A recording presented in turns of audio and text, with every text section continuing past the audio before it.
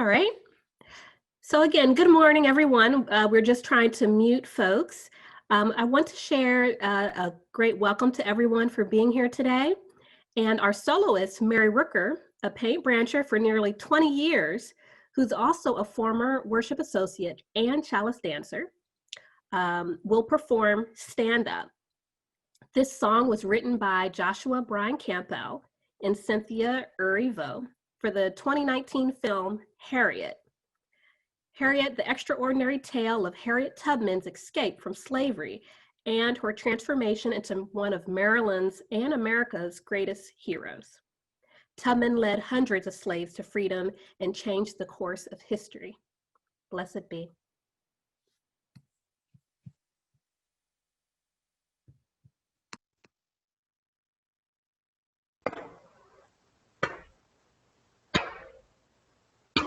I've been rocking with my face turned to the sun.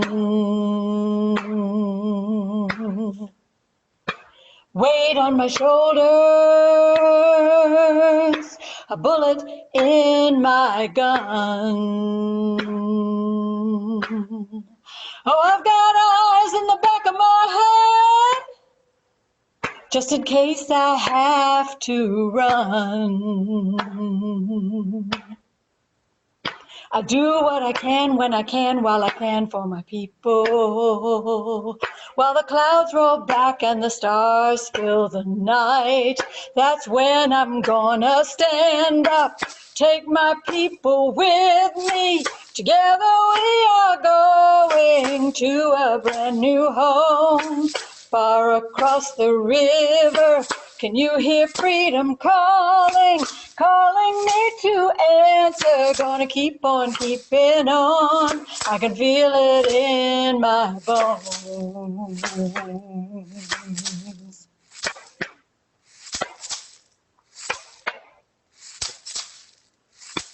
Early in the morning, before the sun begins to shine, gonna start moving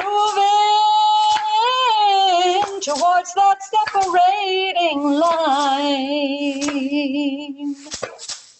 I'm wading through muddy waters, you know I got a made up mind. And I don't mind if I lose any blood on the way to salvation. And I'll fight with the strength I got until I die. I'm gonna stand up, take my people with me. Together we are going to a brand new home. Far across the river, can you hear freedom calling, calling me to answer? Gonna keep on keeping on. And I know what's around the bend might be hard to face 'cause I'm alone. And I just might fail, but Lord knows I tried. Sure as stars fill up the sky. Stand up, take my people with me. Together we are going to a brand new home. Far across the river, can you hear freedom calling, calling me to answer? Gonna keep on keeping on.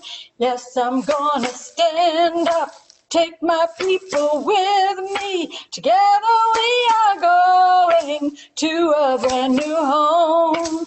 Far across the river, do you hear freedom calling, calling me to answer? Gonna keep on keeping on. I'm gonna stand up, take my people with me. Together we are going to a brand new home. Far across the river, I hear freedom calling, calling me to answer. Gonna keep on keeping on. I go to prepare a place for you. I go to prepare a place for you. I go to prepare a place for you. I go to prepare a place for you.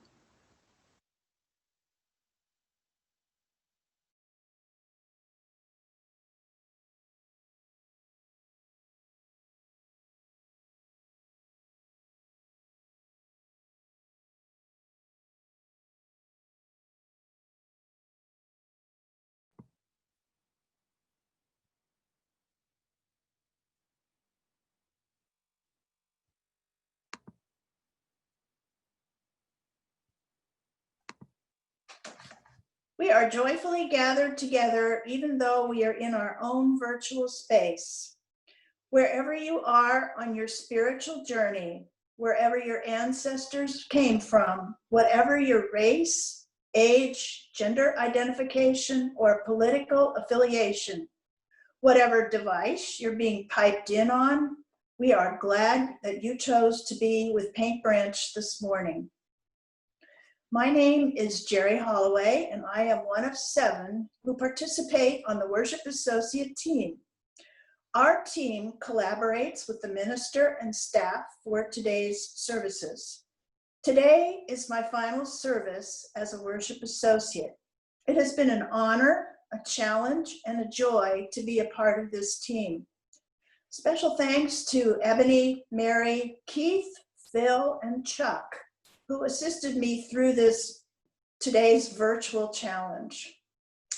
Before we move into worship, let's review our Zoom skills. Find the mute button, the microphone icon, and make sure you are muted. Find the bubble for your chat screen, which is in different places depending on what kind of device you're using. You can set your own pace for reading the chats by scrolling up or down. You can also mute the chats on your screen. And also a reminder, we are recording on Facebook Live and Zoom. And right now in chat, please say how many people are in attendance via your connection. 1 if it's just you. That way we can get a sense of how many people are attending for the service today. If you're visiting us for the first or second time, please post who you are in chat and provide contact information if you would like to hear from us. After the service, we hope you will stay in this main room with service leader Ebony Contreras and facilitators Deb Rubenstein, Carol Boston, and Paul Wester for reverberations.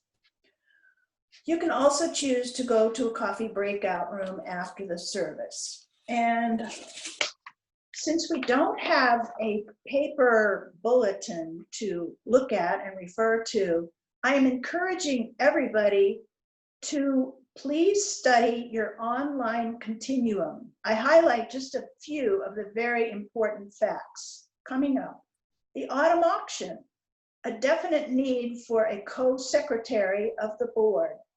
The board process observers, RE announcements, all are important and vital. Plans for the diversity, anti-racism team, social action, and wheel of life. Check it out.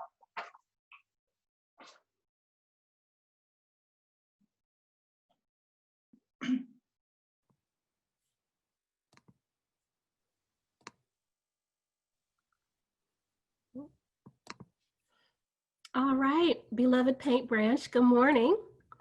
Let's take a deep breath in, slow breath out as we enter together into our sacred space. Microphones will be muted.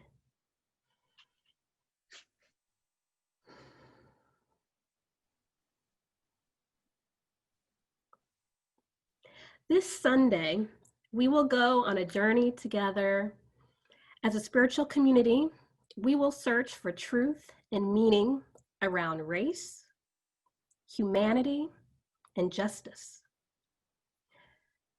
Some of us will have more stamina than others. Some of us may be struggling with this topic. Let's honor our different paths and appreciate our openness to listen, learn, and reflect. Let us do our best not to leave anyone behind today, even if it takes some of us longer to get there than others. As we settle into our sacred space, I'd like to lead us with 2 quotes. The first is on the order of service today, and it's by Frederick Douglass. It reads, "Where justice is denied, where poverty is enforced, where ignorance prevails, and where any one class is made to feel that society is an organized conspiracy to oppress, rob, and degrade them, neither persons nor property will be safe." The second quote is by Representative John Lewis, who recently passed away. He says, "Do not get lost in a sea of despair. Be hopeful, be optimistic. Our struggle is not the struggle of a day, a week, a month, or a year.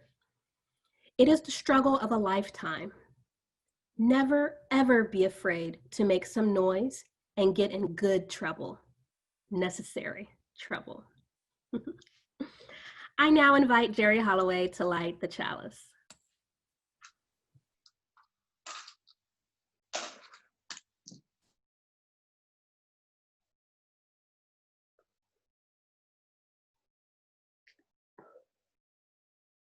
I light this chalice today to honor hope, peace, love, and joy during these challenging times for our church, our community, our country, and our world. We light the chalice to celebrate Unitarian Universalism.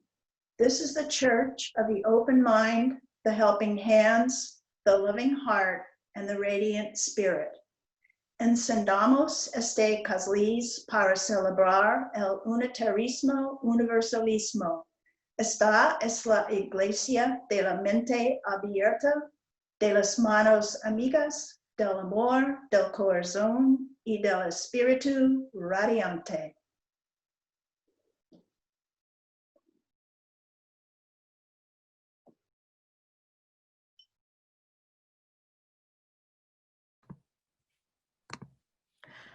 One of the best ways to understand another's circumstance isn't just to hear about them once they've died, or in the case of many Black people, once they've been murdered by police brutality or otherwise over-policed to death. It's better to understand how they live day to day, what they go through. In the next video, you'll see Kel Nelson performing his spoken word poem, War on Black Boys.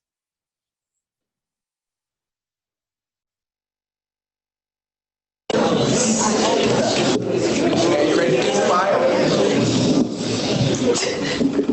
All right.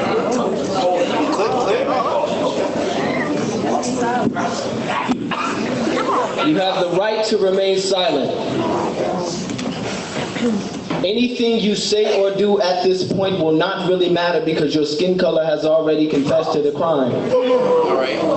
You have the right to an attorney who will try his hardest to see that justice is served, but a jury of your peers, aka our attorneys, will have him outmatched 12-1. If you cannot afford an attorney, one will be provided to you free of charge because he is also on our payroll. Do you understand these rights as they have been read to you? Whoa, whoa, whoa, whoa, don't move. I see you reaching for your 9mm wallet. I see you reaching for your 38 caliber inhaler. Whoa, I said don't move. Stop breathing. You're puffing up your chest. I feel threatened. Stop resisting arrest. Is that a weapon? Lay down. No, no, no, no, face down. No, no, no, face ground. Bang, pow, oops, I did it again. I'm a pop star. No, I'm a pop star. No, I'm a cop star. No, by the time I get back to the precinct, I will be a rock star. Clap for 'em. I have more trophies with Black names on them than BET award winners. Clap for 'em. I will probably be honored at the NYPD award dinner. Clap for 'em. They are going to throw me a parade. Clap for 'em, because when I clap for 'em, they go to the grave. Black boys cries fall on deaf white ears. Black mothers' tears keep graveyard grass green.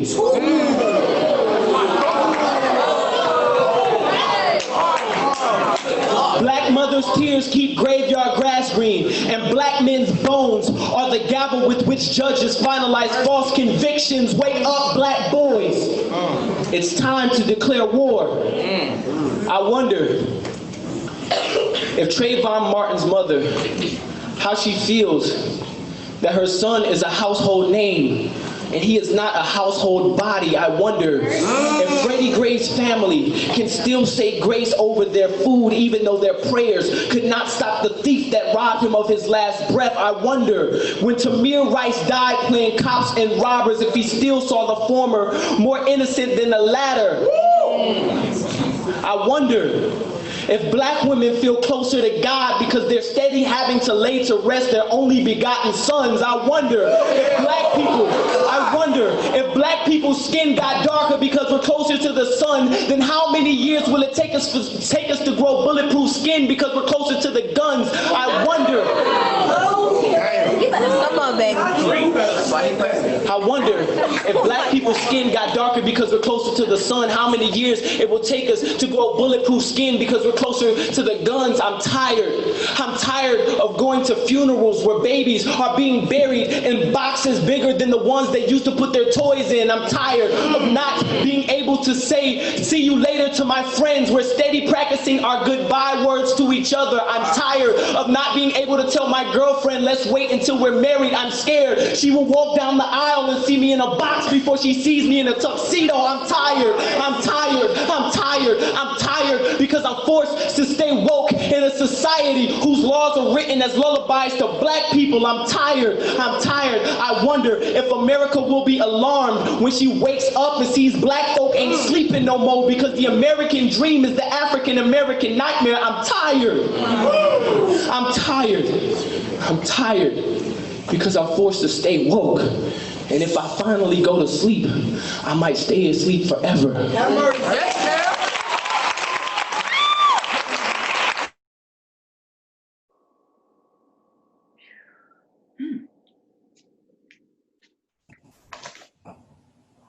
Let us join our hearts and minds in a time of prayer and meditation. As we gather in community, we carry with us life's hurts and its great joys. Sometimes sharing these joys and concerns in community can help. You are now welcome to share your written joys and sorrows by entering them in the chat bar. During the intonation, Mary Rooker will perform Breathe, inspired by the death of Eric Garner and in solidarity with the movement for Black Lives. India Ari recorded Breathe in 2016. This song grieves those we have lost while powerfully affirming life.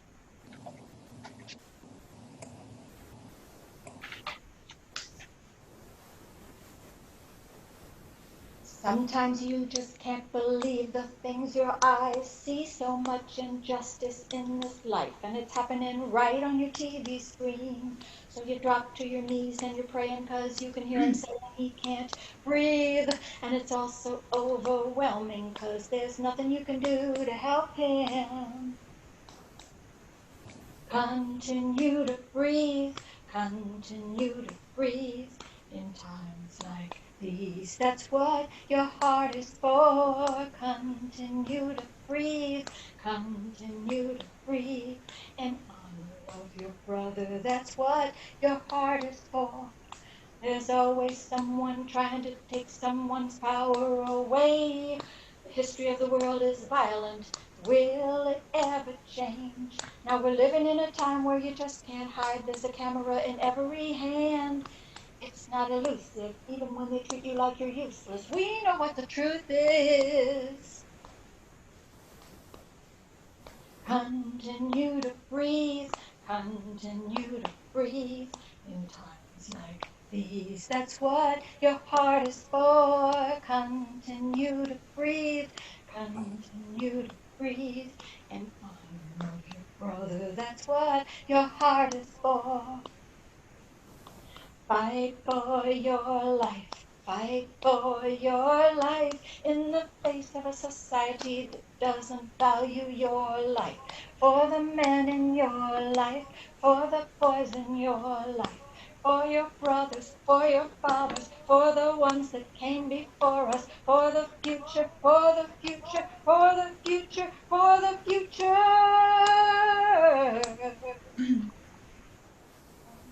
Continue to breathe, continue to breathe in times like these. That's what your heart is for. Continue to breathe, continue to breathe in honor of your brother. That's what your heart is for. Continue to breathe, continue to breathe in times like these. Nothing matters more. Continue to breathe. Continue to breathe in honor of your brother. That's what your heart is for. What your heart is for. What your heart is for.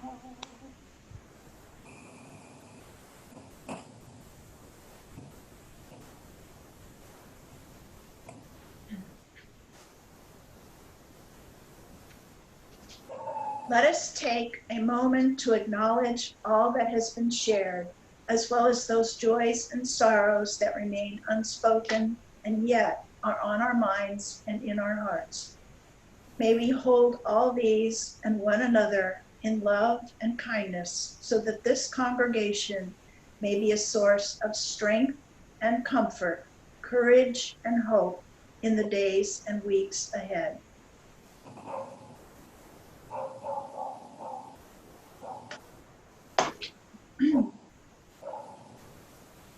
My reflection begins with a short life history, where I came from and where I am headed.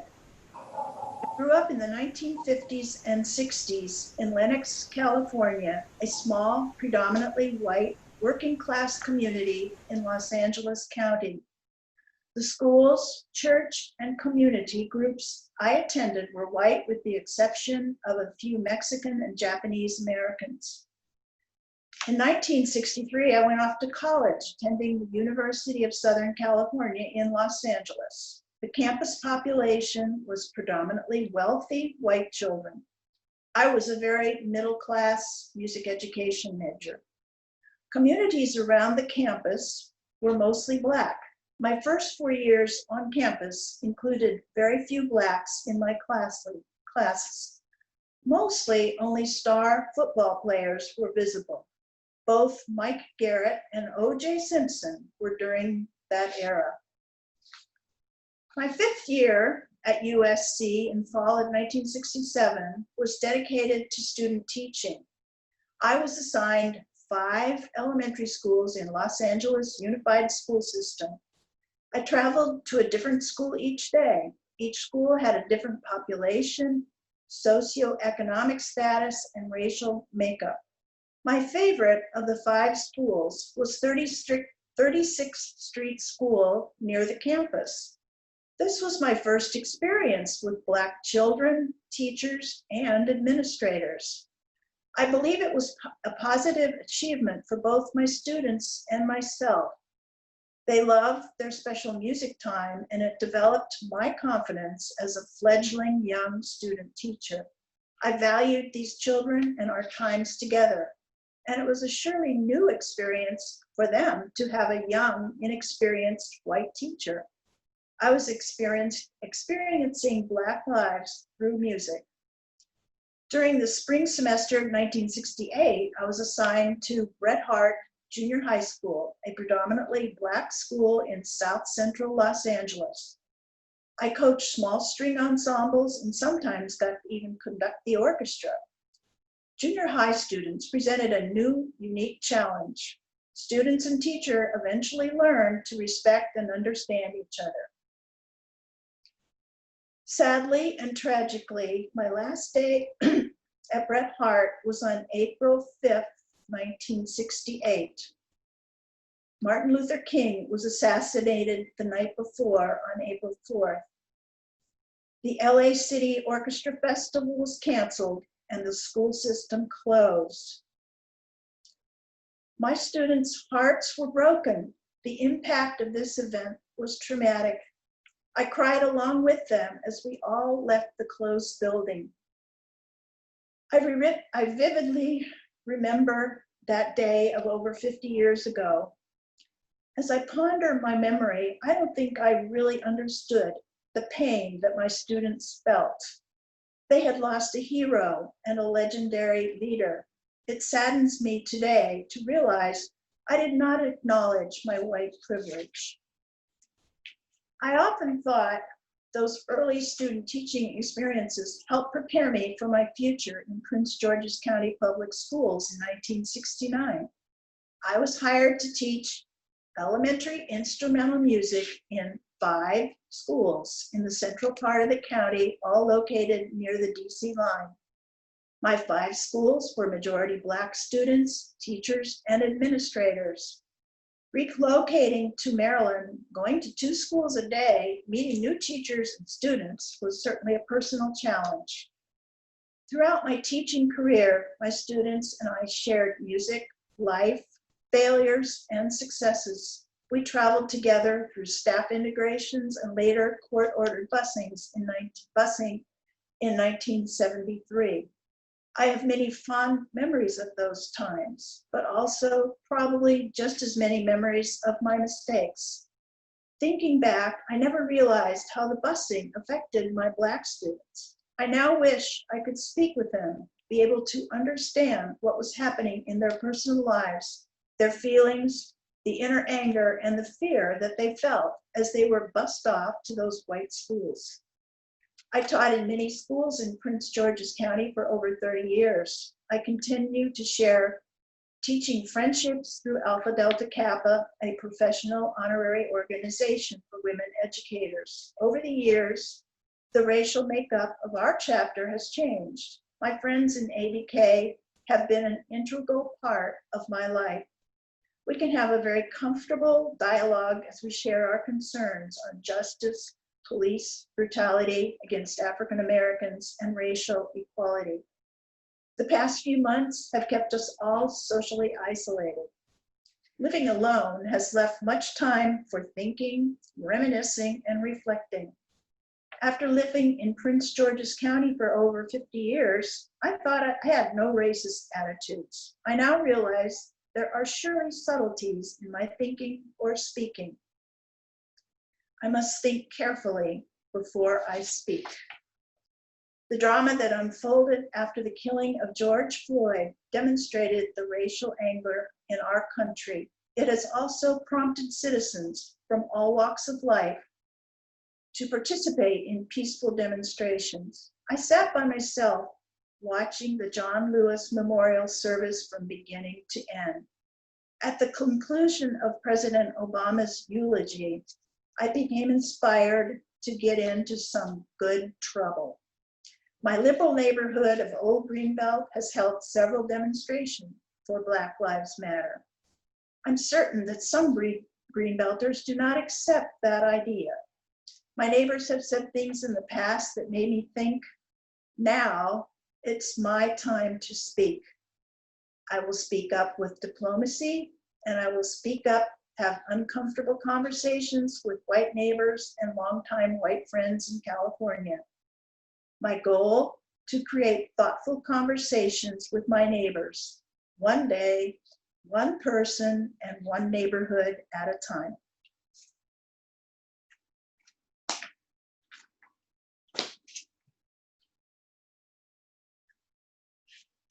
I now invite you to join in singing the African American hymn, number 95 in the Gray Hymnal. We will be accompanied by Keith Miller. 3 verses will appear on the screen.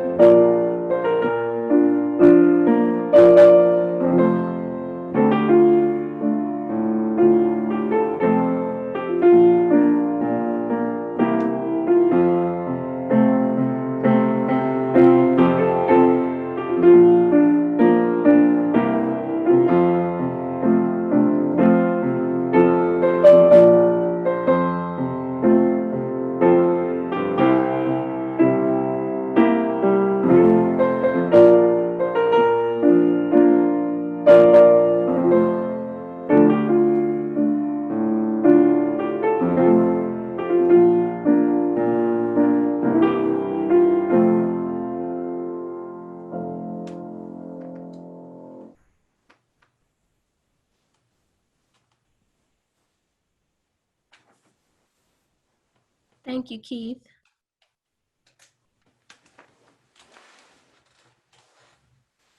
Okay. Keith, may you mute, please? Thank you. Just doing a quick microphone check that we're muted.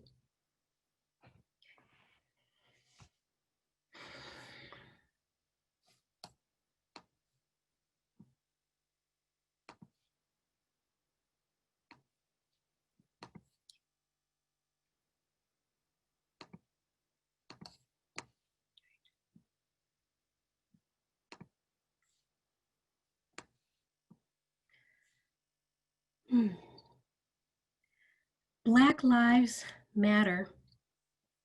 Every single one. Some think that declaring Black Lives Matter means other lives matter less.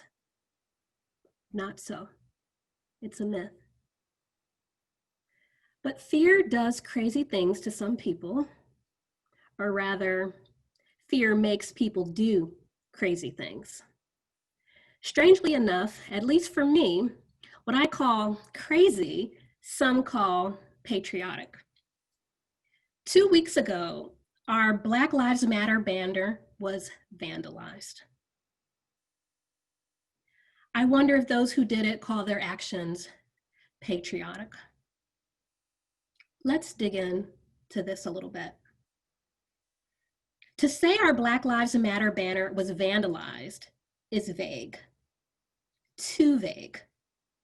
I don't want to be vague, especially not today, not in this service, not right now. He, she, they, whoever, one person, a group, we don't know. Whoever they are, they took a very sharp object and they cut out the words Black. This is what they did to our banner. Our Paint Branch UU banner now reads, Lives Matter. But what the vandals are communicating to us is that Black lives do not matter. Whoever cut out the words Black, I imagine, are doing their best to cut out Black people from anything prosperous in this world, from anything fair and just. I imagine they want to cut Blacks out from equal pay, cut Blacks out from affordable housing, cut Blacks out from healthcare, from employment, from voting, from justice. They want to take a sharp object and just cut Black people out from their divine humanity. Next time we see our Black Lives banner, may it be whole again.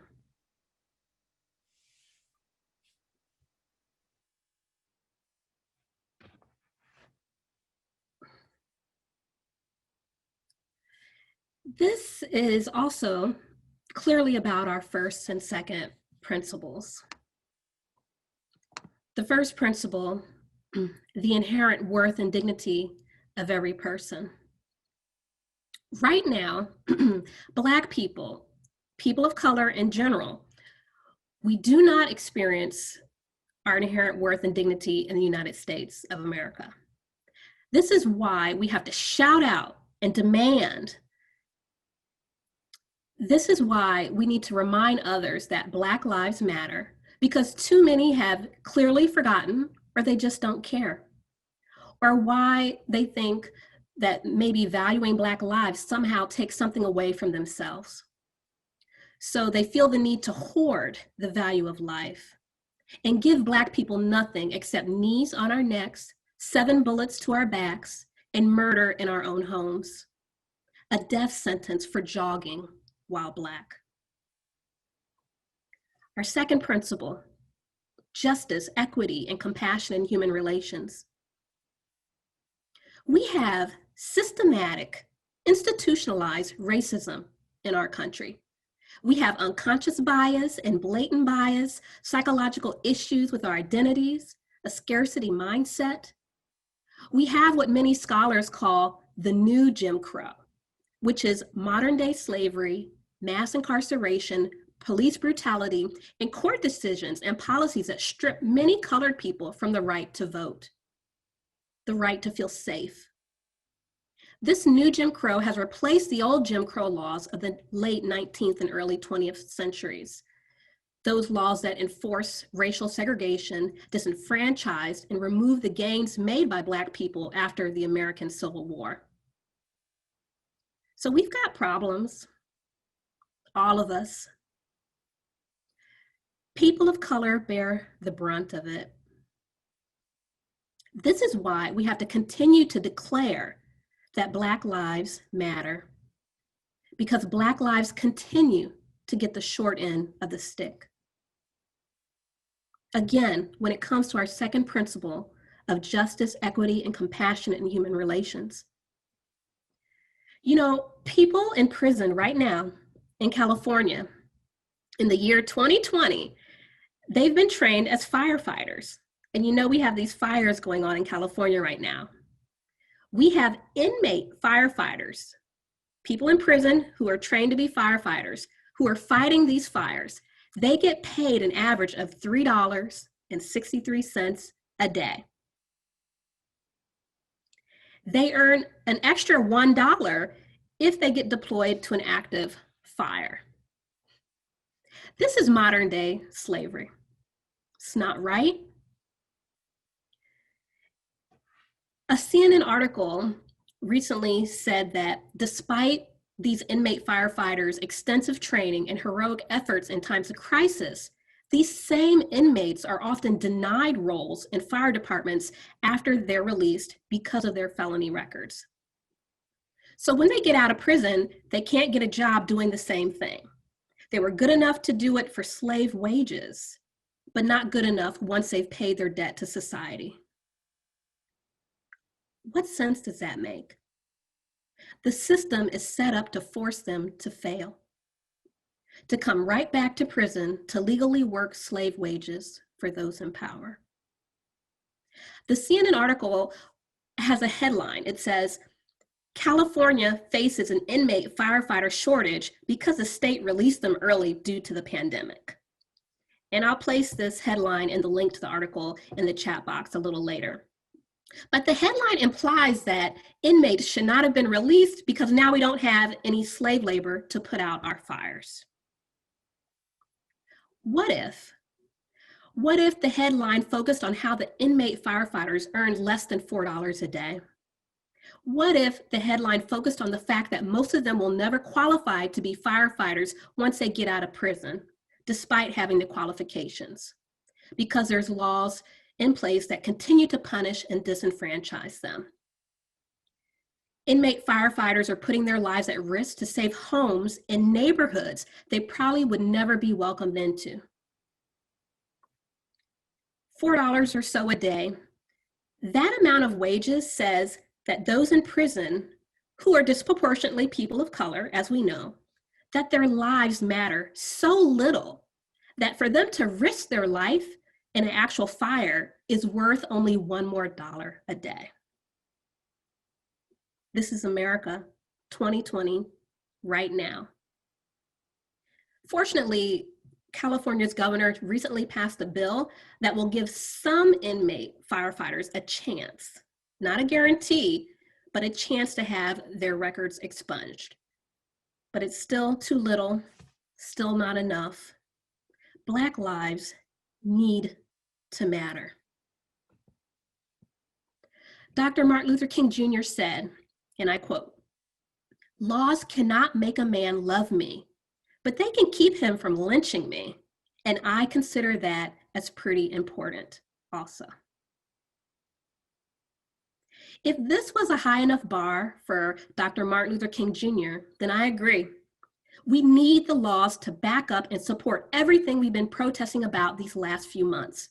Protests are not enough. Laws must be changed. Just as we have, and in many ways still do have, segregated schools and neighborhoods, we have right now a segregated criminal justice system. One substandard and racist system for Blacks and others of color, and another system for everyone else. We can have hope, and we should. We also need to be realistic. The truth is we can't change everyone's values, but we can make it illegal and otherwise provide protection for those at the brunt end of hateful values in action. Back in March of this year, at All Souls Unitarian Church in Tulsa, Oklahoma, Carlton D. Pearson, who's an affiliated minister there, he gave a sermon, and I really liked it. He said, and I quote, "Experience is not only what happens to us, it's what we do with what happens to us. Whether we respond in faith or react in fear, fear is a reaction, faith is an action. Our decision must be respond in faith with a solid sense of hope," end quote. Respond in faith, not fear. I can't get that out of my head. He goes on to explain how science teaches us that living under constant threat physically weakens our immune system, that fear is one of the main roots of sickness and disease. It runs deep and requires enormous amounts of emotional energy, and it demands action. I bring this up because being Black in America is stressful. Black people are stressed out. We are stressed out. And when we go to the doctor, we're more likely to be further discriminated against and our health concerns not taken seriously, especially for Black women. It's a privilege to feel safe and welcome in your own neighborhood. And Black people don't take this for granted. It's been so hard and so stressful to feel safe in our own neighborhoods that for years, Black people have been trying to create their own neighborhoods. And I'll share a link in the chat a little later about an article that has the history of the destruction of Black neighborhoods. So when we think about it, stress is linked to infection and sickness. It's stressful to be Black every day, and Black people, many of us can't feel safe in our own neighborhoods. And so for some Black people, it's like, okay, we can take a hit. If there's gonna be violence, we will just leave and go make our own neighborhoods. And then what has happened historically is Black people will get together, create a haven for themselves, and then racist people will go to those havens, shoot it up, burn it down. Where can Black people go to live and be safe? This is not new.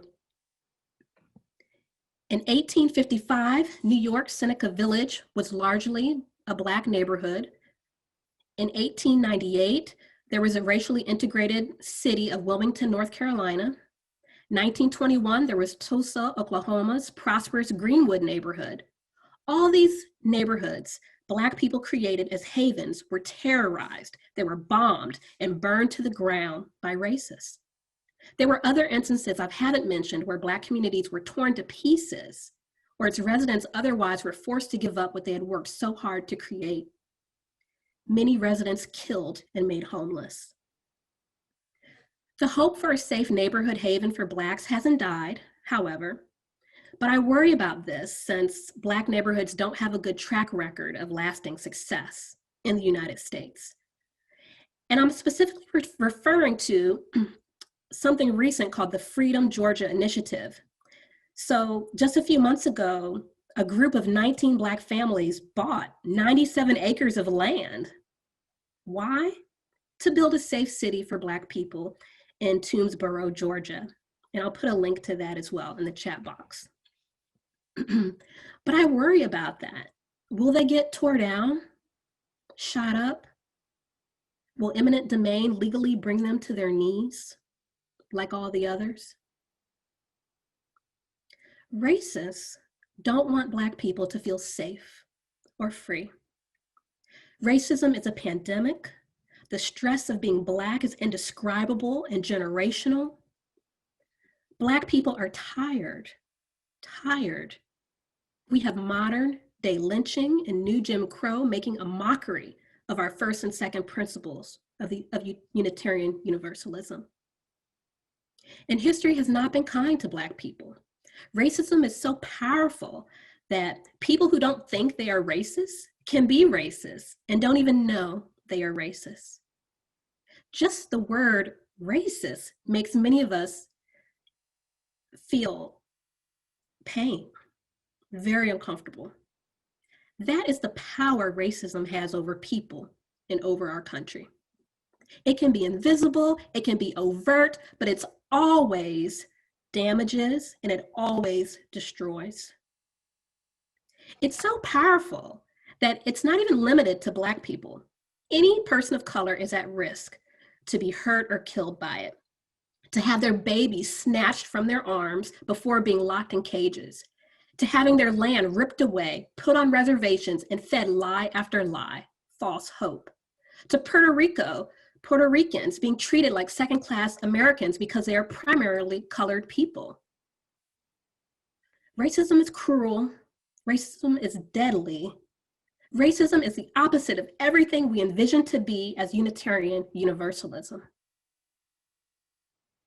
So yes, racism is powerful, but it's not invincible. The spirit of life, the great mystery of love and light is more powerful than racism, more powerful than hate. The spirit of life can take hate and just mold it into a ball and throw it into a fiery pit of love and just love it to pieces until it's no more. Where there is love, there is hope. Where there is hope, there is love. My case in point, my neighborhood. So the neighborhood I live in, I've been here for pretty much all my life. Back in June, when the protests were spreading, I wanted to participate in the protests, but frankly, I was just afraid of being killed and afraid of being around so many people during a pandemic. I saw on TV how you can be peacefully protesting and still get a bullet to the face. And I thought about what I could do to make a change without going into the street. So I thought about how in my own neighborhood, I didn't feel welcome. So I sent an email to my neighbors. We have this little email neighborhood list thing. And in the subject line, it says, invitation from your Black neighbor on Springbrook Drive. And that's me, I'm on Springbrook Drive. And in that letter to my neighbors, I spoke to them about how I had brought up to them and to the leadership about how hurtful it was to have racism built into our current neighborhood covenants. We have a rule in our covenants that's racist, that excludes Black families from being in our neighborhood. And even though that covenant is against the law, our neighborhood association has chosen not to remove it from our legal documents. Instead, we've crossed it out and redacted it and did all this fancy stuff to act like it's not there, but I know it's there and it's hurtful to me. And I asked them, if we're ashamed of this rule, why not just go through the process to officially remove it? And I shared in the email about how I had received explanations and sympathetic rationales on why we should continue to keep the racist rule. They say, I'm so sorry it says that. They would say, oh, I understand how you feel, but we don't mean that anymore. But there was never any action to make things right.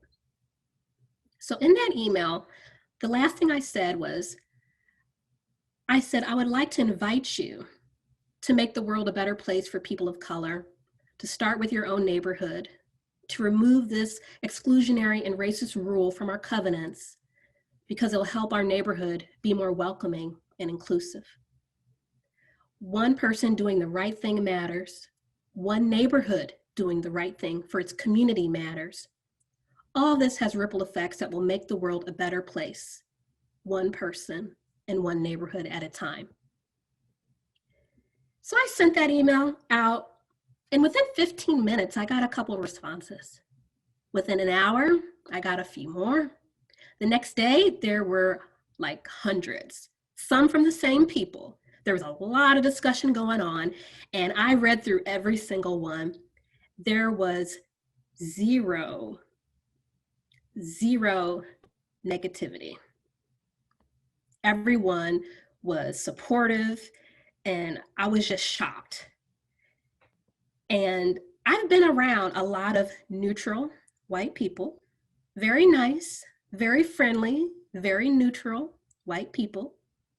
And I was shocked at the level of advocacy. I was surprised because I'm just not used to people being so gung-ho about this kind of change. And a couple days later, some of my neighbors who've been in the neighborhood for 20 years, who've never spoken to me, invited me and my kids to swim in their pool. People were talking. And as a community, some of our neighbors are lawyers, and one of them got their firm to do some pro bono thing. Some of the neighbors went to the courthouse to do research and called our representatives, and stuff was getting done. And I'm just like, wow. And as a community, we learned that laws can make it hard for people to do the right thing, even when they want to. Why was it so hard to get rid of a racist covenant? It shouldn't be. And so here we are months later. This was in June, and here we are in September. It's still not done, but we've made a lot of progress. We learned that other nearby neighborhoods had similar racist covenants. We had to complete a modification intake sheet, get it approved by the Montgomery County Attorney's Office, and then go back and forth and bring in hard copies to the records folks. And it's just this long process that shouldn't be, but doing the right thing can be hard work. In closing, the humble invitation to my neighbors resulted in positive change. And I'm still surprised, but I'm even more grateful. Here at Paint Branch, we can also do small things that result in positive change. For example, we could adopt something that's called the 8th principle of Unitarian Universalism. And this has been proposed at General Assembly, and many other congregations have already adopted it. The core of the 8th principle is about building, and I quote, a diverse, multicultural, beloved community by our actions that accountability dismantle racism and other oppressions in ourselves and our institutions. The 8th principle is love in action. In this season of disgust, when we see Black people murdered in front of their children, shot in their backs or in their beds at home, in the street with knees on their necks, when we see our white allies abused and threatened, tear gassed and thrown into unmarked vehicles to be taken to who knows where, in this season of disgust, let's remember, racism and hate are not invincible. We shall overcome. We will get through this. Not only will we survive, love will thrive. Love needs us to speak up, to act, to vote. Amen.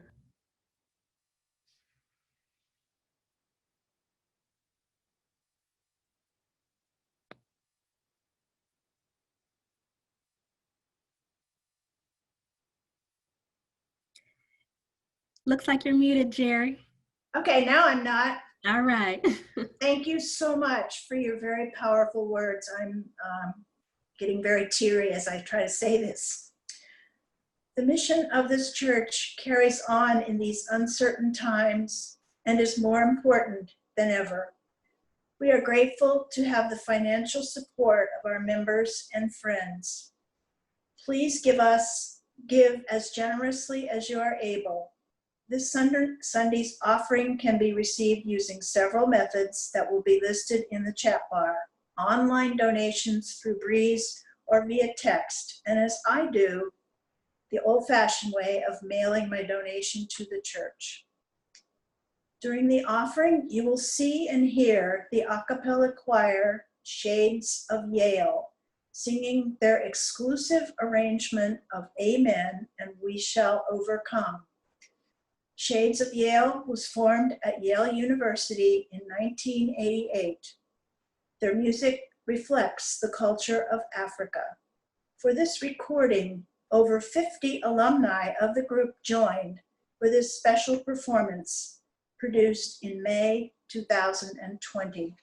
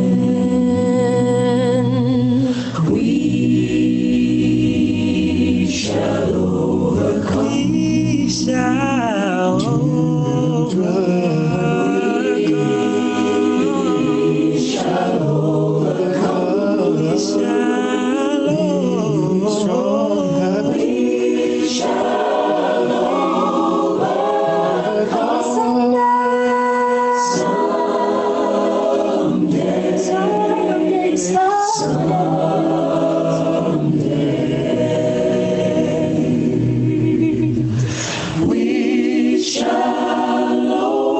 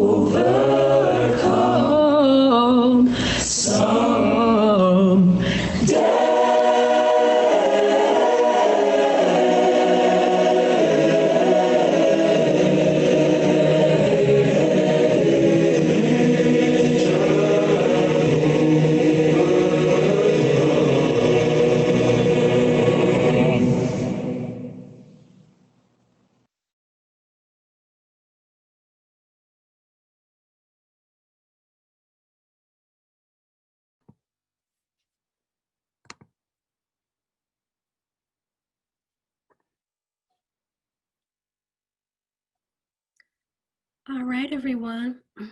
Some closing words for today. Let's consider our church community, our neighborhood. There's a lot going on in the world, but let's bring it down to those of us here. We have racial injustice and pain right here, right now, in this room, with each other. Let's respond in faith, not in fear. What does responding in faith look like? It can look like a lot of things. And today, let's just talk about one very important, one very powerful way to respond in faith, something that we can do in our faith community starting now, and it is called the eighth principle. Adopting the eighth principle in our congregation is one way that we can respond by faith, so please take this one action.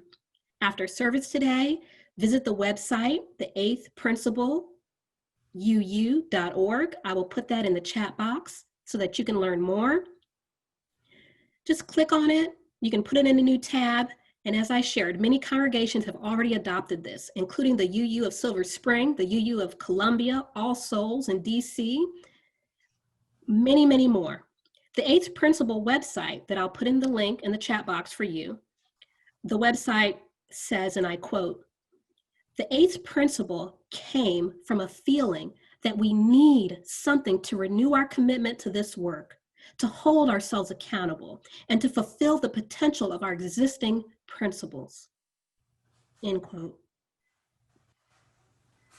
Do you have that feeling? Do you feel we need to renew our commitment to this work, hold ourselves accountable, that we can and must do more to fulfill the potential of our existing principles? If so, then you probably are a supporter of the eighth principle here at Paint Branch. Let's respond in faith.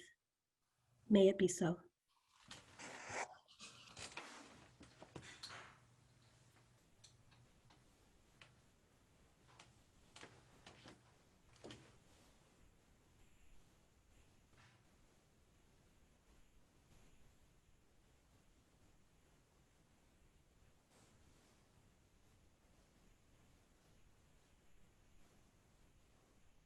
We will now end with Spirit of Life in Spanish and in English.